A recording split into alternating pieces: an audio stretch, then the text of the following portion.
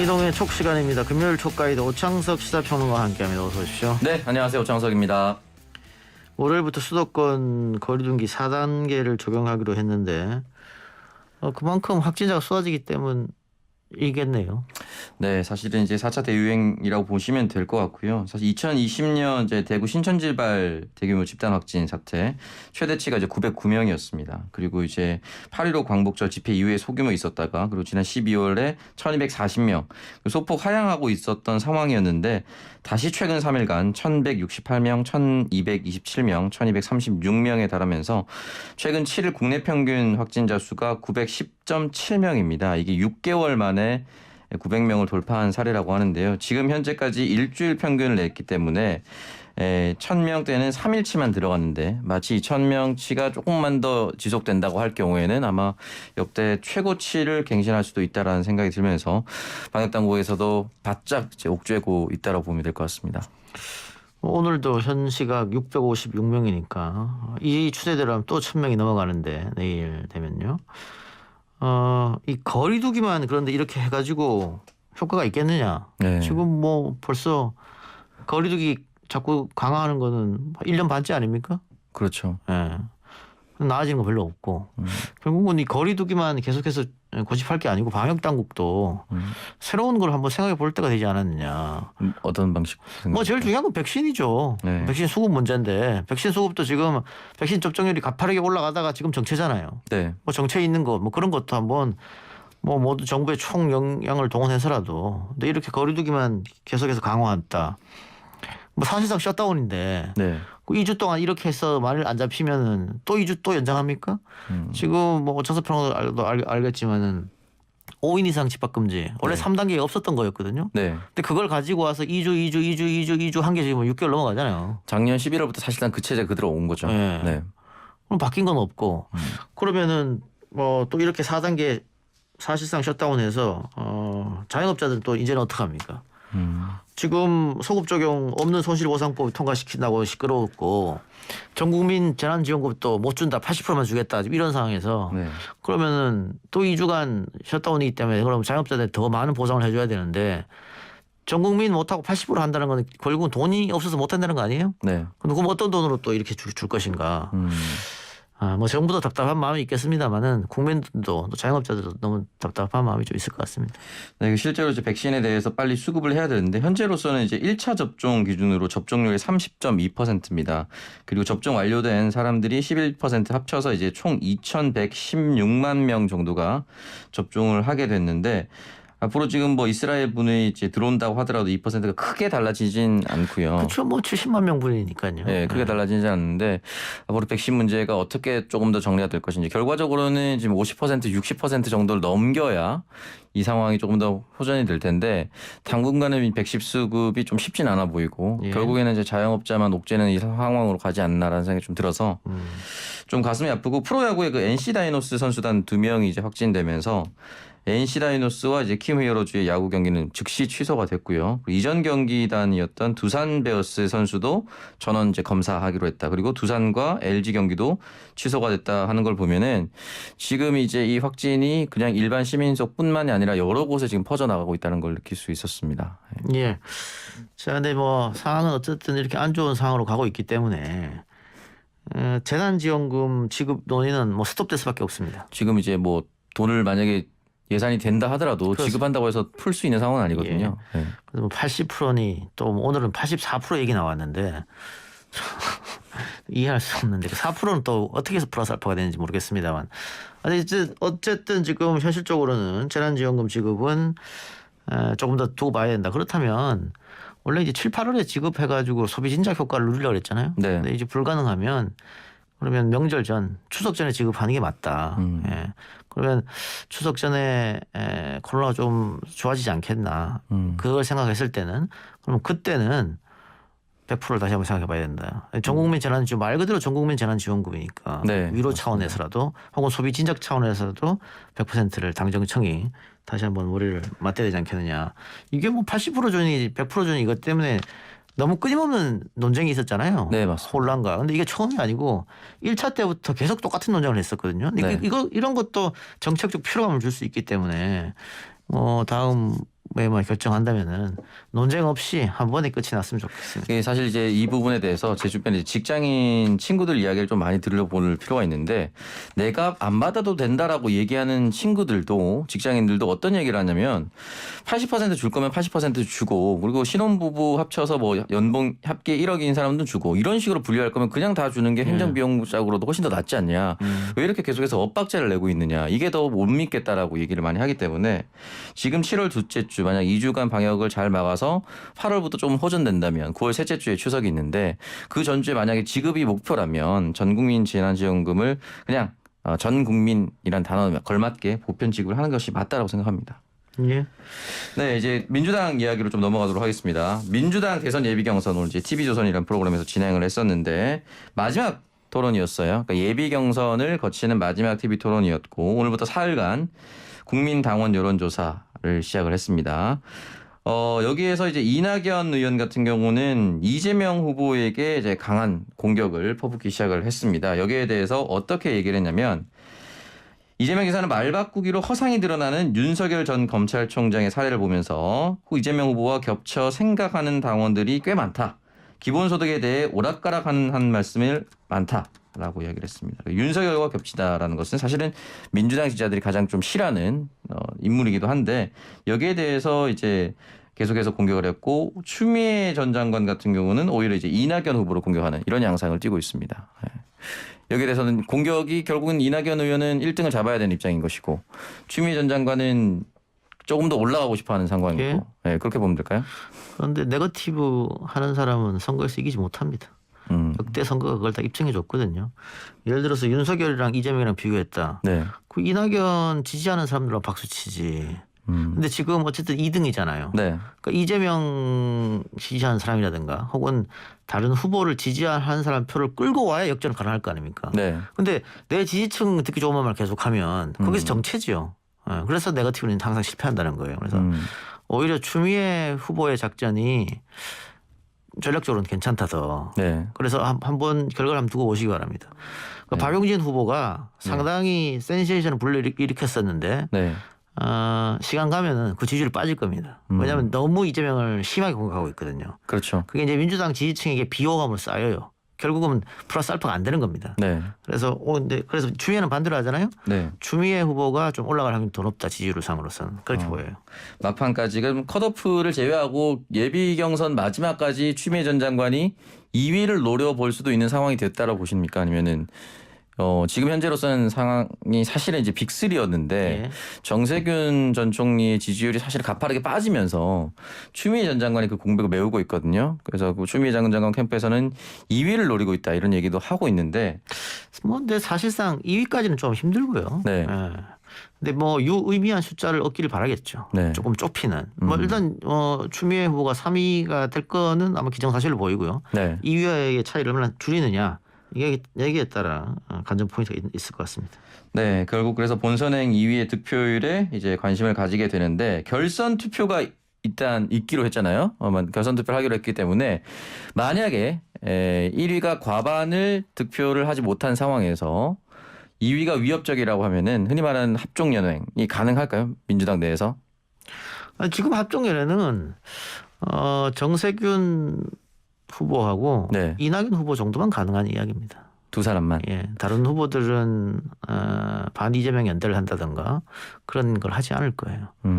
그래서 근데 지금 이낙연 후보는 어느 정도 지지율이 나오고 있는데 정세균 후보가 안 나오고 있잖아요. 네. 평행선을 그리고 있으니까 그걸 합쳤을 때 시너지 효과를 낼 수 있느냐. 시너지 효과가 나야 뭐 다른 후보들도 혹 모르겠다 이렇게 생각할 수 있을 것 같은데 네. 시너지 효과가 나기 좀 어렵게 보여요. 그런데 네. 근데 이낙연 후보하고 정세균 후보 합치려면 빨리 합쳐야 돼요. 근데 이게 충청권부터 시작하잖아요. 네. 충청권 갔다가 TK 가는데 충청권이 뭐 물론 모든 지역에서 이재명 후보가 1등을 하고 있습니다만 그 중에서도 충청권에서는 조금 더 앞서고 있거든요. 네.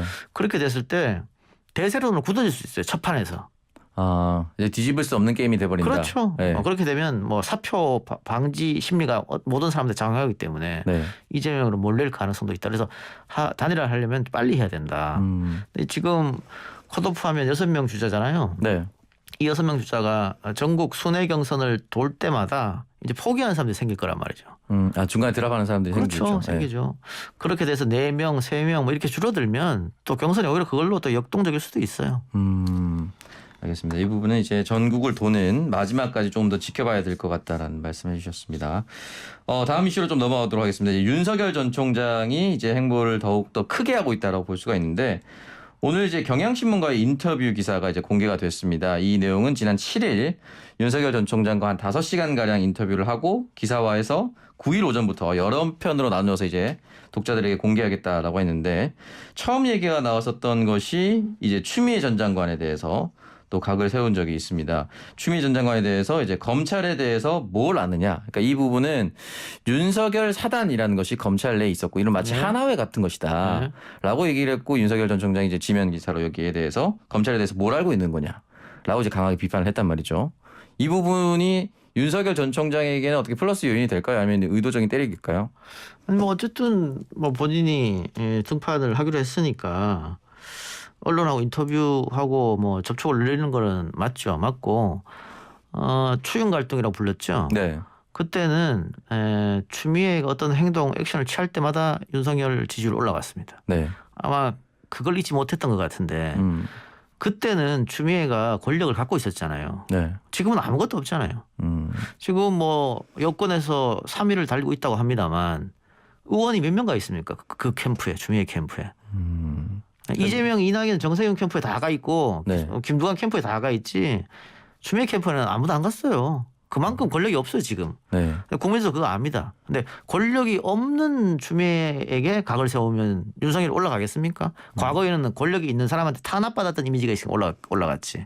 그래서 지금 이렇게 얘기하는 것은 크게 본인한테 도움 안 될 것 같아요. 게다가 동반 사퇴 압박을 받았다고 했었잖아요. 네네. 추미애와 같이 물러나라. 네. 그럼 뭐 징계도 없는 걸로 해주겠다.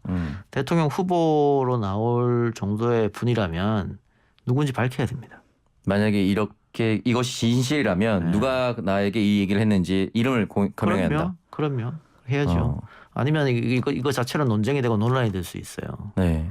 근데 사실은 이제 윤석열 전 총장의 언행을 보면은 지난번에도 월성 원전 수사 막아서 내가 정치 결심을 했었다라고 얘기했었고 결과적으로는 음으로 양으로 압박이 왔다. 근데 이름 검명 안 했거든요. 지금도 마찬가지고. 그렇다면 앞으로 그냥 이렇게 이름 없이 그냥 내가 압박받고 탄압받았다라는 이미지만 계속해서 쌓아 나가려고 하는 걸까요? 아니 그러니까 뭐 박상기 전 장관이 윤 전 총장이 날 찾아와서 이런 말을 했다. 네. 얘기했잖아요. 네, 뭐 조 전 장관은 안 될 것 같다. 근데 윤 전 총장이 자기 그런 적 없다 했잖아요. 네.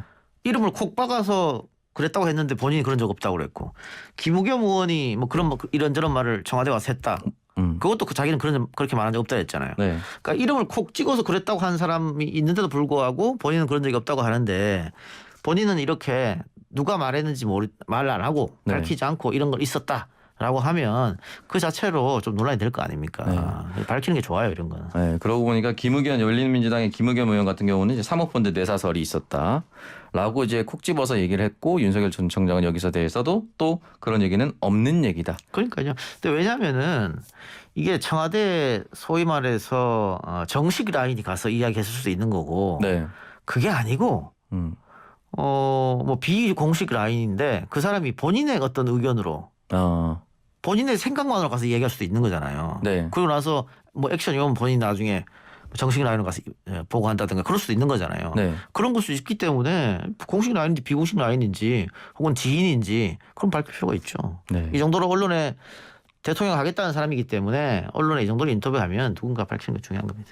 네, 알겠습니다. 그리고 지금 윤석열 전 총장보다 더 뜨거운 사람이 사실 이제 부인 김건희 씨인데 김건희 씨와 관련돼서 지금 이제 학술지에 게재된 논문과 박사학위 논문 이게 이제 본격적인 검증 무대에 올랐다고 볼 수가 있는데 학술지 논문은 처음에 이제 멤버 유지라는 것이 이제 멤버는 회원 유지라는 단어가 멤버 유지가 YUJI로 되면서 본격적으로 이제 표절 논란이 있었고 지금 오늘까지 나온 논문 중에 하나는 또 90% 이상이 표절이다.